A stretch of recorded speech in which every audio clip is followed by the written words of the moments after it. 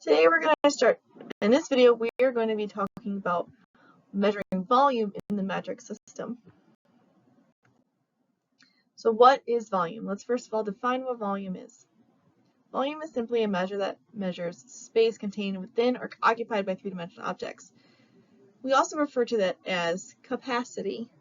So how much space an object takes place versus a surface, like with area, it was just a two-dimensional measurement. Now we're talking about in 3 dimensions.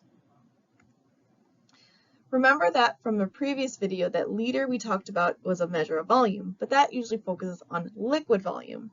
This video is going to focus on solid volume. Cubic meters or meters cubed is the unit of measure for solid volume. Volume, when you're talking about solid volume, usually we look at length times width times height. Notice how there are 3 different measurements: a length measurement, a width measurement, and a height measurement. This is how we get the cube part in the cubic units of volume. Is 1 liter the same as 1 cubic meter? That's a good question. Short answer is nope. Let's compare some visuals. Here, the boxes that this man has stacked up is considered 1 cubic meter. If you remember the water bottle that we showed in class the other day, clearly the water bottle would be like, let's see, let's do blue. Water bottle is probably like, would be like that size. So clearly the 1 liter water bottle is not the same as 1 cubic meter. But then the question becomes, what is the same as a liter? A decimeter, cubic decimeter. Remember that a decimeter is 1/10 of a meter. So if I have 1/10 of a meter times 1/10 of a meter times 1/10 of a meter, that's the same thing as a liter. So this is 1/10 of a meter times 1/10 of a meter times 1/10 of a meter. That volume is the same as 1 liter. So how does the cubic meter compare to a liter? Well, 1 cubic meter is 1,000 liters. So in terms of capacity, if I have 1 cubic meter of a volume, or for volume, that's the same thing as 1,000 liters.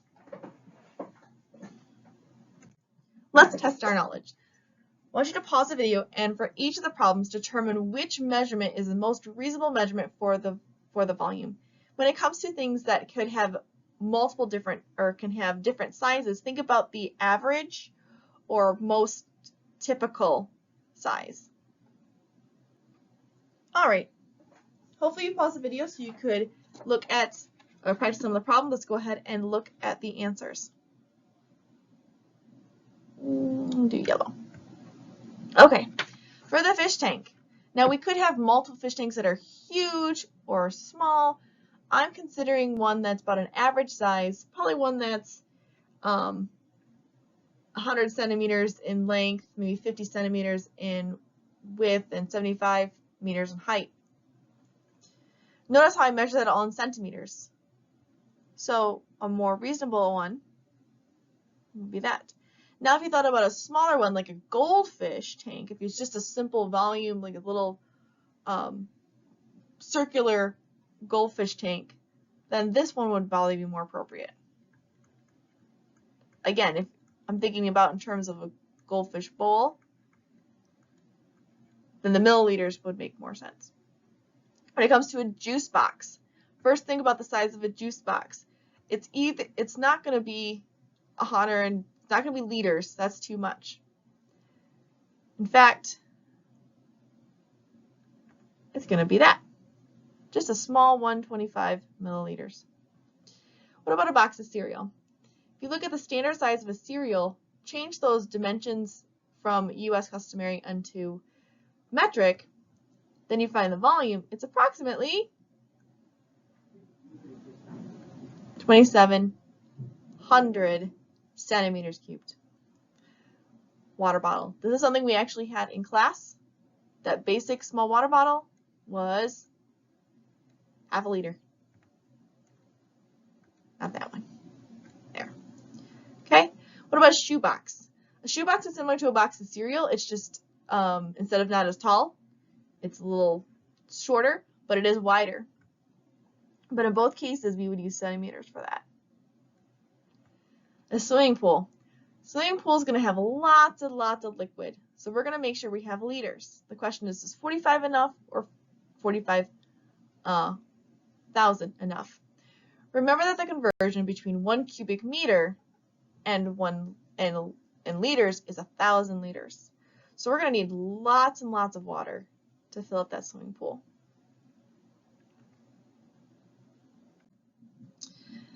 Remember that in the area video, we had to raise that conversion to the second power when you're converting between two different prefixes.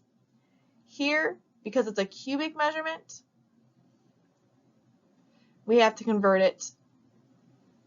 We have to take that conversion to the third power. Here's an example. Let's suppose that we have 9 kilometers and we want to change that, or kilometers, cubic kilometers, and I want to change that to cubic meters. Normally, from kilometers to the base meter, we have 10 to the third power. But because we're doing cubed,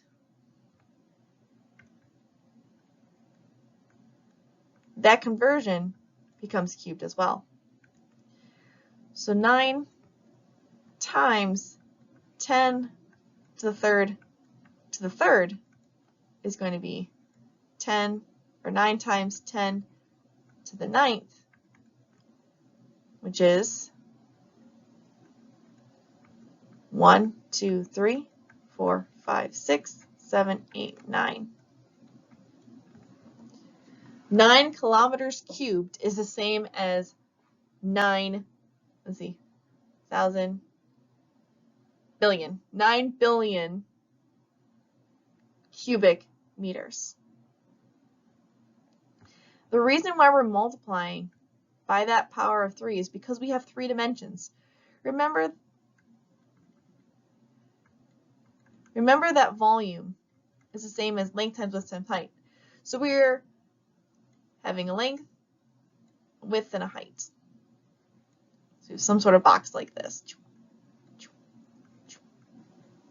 Okay?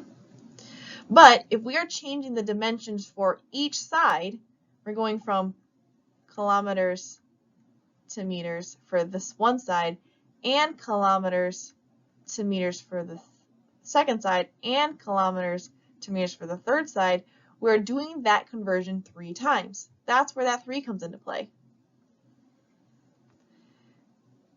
3, oh, that's a terrible color. Let's erase that. Let's erase that 3. There we go. Let's do this one. Okay, we're doing 3 conversions.